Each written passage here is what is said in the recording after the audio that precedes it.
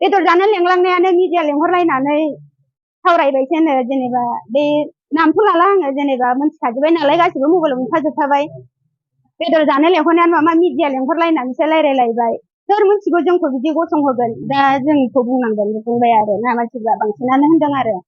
बेदर जानो लेंहरनायाव बेबायदि मिडिया लेंहरनानै जोंखौ बेबायदि खाथियाव लाफानाङामोन सोरबा बायदिया थाफानांदोंबो जायोना दा हिसाबाव बिदिबो लेंहरनानै जेनेबा खाना जादों नालाय थादों बयबो थांदों आरो ना गामिनि बयबो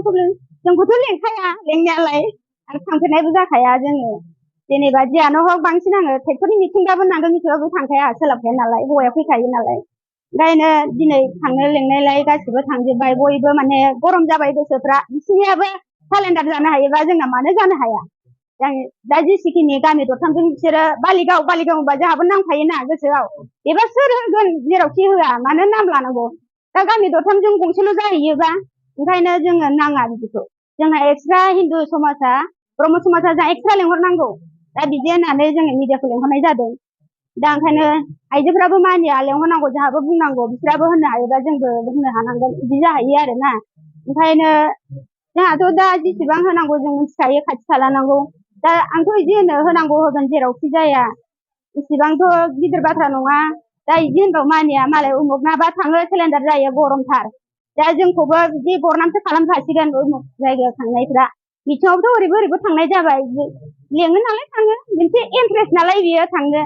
जेनेबा मिथिङाव थांनांगौ नालाय थांनांगौ आरो बयबो थांनांगौ नांगोलानो जा ट्रेक्टरानो जा जि दामफारानो जा बर' गोजासो नालाय बयखौबो वेलकाम खालामनांगौ गामियाव हाबो नालाय होमबाबो बिनि बेलाया लोगोसेबाबो बेलेग बाथ्रा होनो नालाय बेनि थाखायनो दा जोङो बयबो गोसोआव गुदुं मोननाय थायो नालाय ओंखायनो जे जानांगौबा जास्रानोसै माथो बयबो जानो हायोबा जोंबो जानायालाय माथो गिदिर बाथ्रा ओंखायनो दा बेनि लोगोसेनो जोङो दा सालेन्डार जानायबो जेन जाबाय मोनसे खोथायाव जाबायानो दा जोंहा जेनेबा हरखानाय लायै जेनेबा जों ट्रेक्टराव दं होननानै जोङो ओंखायनो जेबो साना आरो जों ओंखारनोबो गोसो जाया होनांगौ नालाय जोंहा ट्रेक्टरावनो होखागोन माथो दा ओंखायनो गुफुर एरियायावहाय जेसेबांखिनि दङ बयबो सानो बिथाराव माखासे हाबै मानसिफ्राबो दुखु थायो ओंखायनो माने जि प्रमद बुरावखौ जोङो इसेबां गाज्रि मोना मोजां मोनोना जेनेबा आरो हाग्रामायाथ' जेसेबांखि सालायदों जोङो बेखौथ' मिथिला जोंथ' जेनेबा बिथारावबो गुदुं गुसु जेबो मिथिया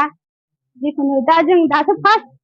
बिटिआरआव भट होनो मोनगोन नालाय बिटिआरनि भटआ माने ओरैबायदि इन्टारेस्ट जेनेबा गरमबो माने फुरथिबो जायो आरोना जेसेबांनि माने गाजा गोमजा मालायखौ नुबा जोंहा गरम जाफायो आरो